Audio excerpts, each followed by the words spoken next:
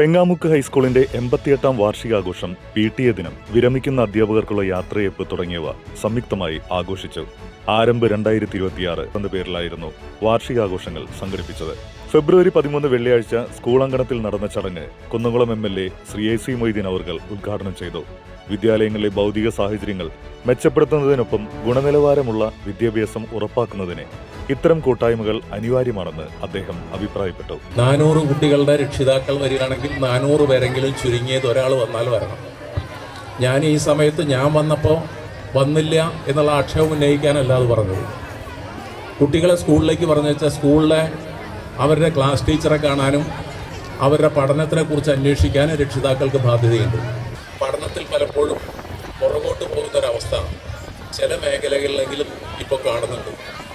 അപ്പോൾ ആ കാര്യത്തിൽ എന്താണ് കുട്ടികളുടെ പഠന നിലവാരം, അവൻ്റെ പെരുമാറ്റം എങ്ങനെയുണ്ട്, അല്ലെങ്കിൽ അവളുടെ പെരുമാറ്റം എങ്ങനെയുണ്ട് എന്നൊക്കെ അറിയാൻ രക്ഷിതാക്കൾ കൂടി ഇടപെട്ടാലാണ് കുട്ടിയുടെ വിദ്യാഭ്യാസം മികച്ചതാവുക.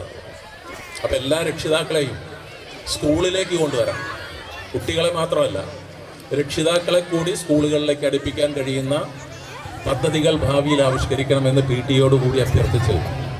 നിങ്ങളുടെ മനോഹരമായ ഈ പരിപാടിയിൽ കുട്ടികളുടെ പരിപാടി നിരവധി ഇവിടെയുണ്ട്.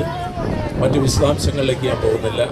നിങ്ങളുടെ പരിപാടിക്ക് എല്ലാവിധ ഭാവുകങ്ങളും ആശംസിക്കുന്നു. PTA president Shri Shameer KK അധ്യക്ഷത വഹിച്ച ചടങ്ങിൽ കാട്ടകമ്പാൽ പഞ്ചായത്ത് പ്രസിഡന്റ് ശ്രീ K ജയശങ്കർ മുഖ്യപ്രഭാഷണം നടത്തി.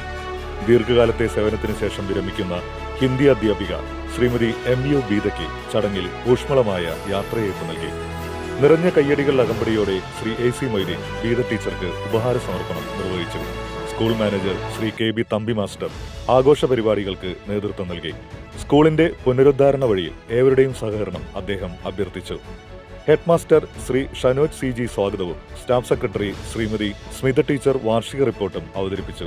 2025-2026 അധ്യയന വർഷത്തെ സ്കൂൾ പ്രവർത്തനങ്ങളുടെ നേർചിത്രങ്ങൾ കോർത്തൊരുക്കിയ ഡിജിറ്റൽ റിപ്പോർട്ടിൽ പെങ്ങാമുക്ക് ഹൈസ്കൂളിന്റെ ഒരു വർഷത്തെ മികച്ച നേട്ടങ്ങൾ സമഗ്രമായി പ്രതിഫലിച്ചു.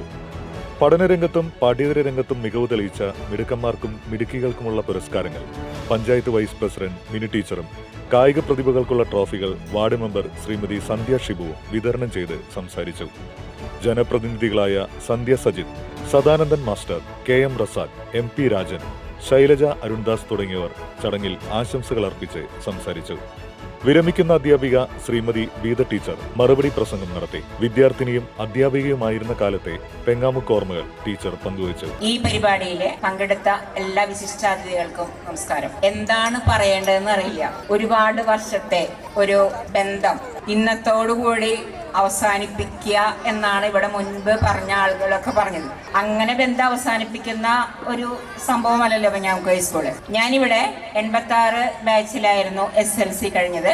ഞങ്ങൾ പഠിക്കുമ്പോൾ ഒരാൾ ഫസ്റ്റ് പഠിക്കുമ്പോൾ മറ്റാൾ സെക്കൻഡ്, അങ്ങനെ മാറി മാറി വാങ്ങിക്കുകയായിരുന്നു. എൻ്റെ ശിഷ്യ സമ്പത്തുകൾ ഒരുപാട് ഞാൻ കാണുന്നു. മൈക്ക് ഓപ്പറേറ്റർമാര്, പന്തൽ പണിക്കാര്. മോശ അനുഭവങ്ങളെ ഞാൻ മറക്കുന്നു, നല്ല അനുഭവങ്ങളെ ഞാൻ സ്വീകരിക്കുന്നു. ഒരു കാലഘട്ടത്തിൽ ഈ മാനേജ്മെന്റ് വാങ്ങിക്കുന്നതിന് മുമ്പ് തന്നെ നമ്മുടെ വിദ്യാലയം അവസാന കാലഘട്ടത്തിലേക്ക് എത്തി.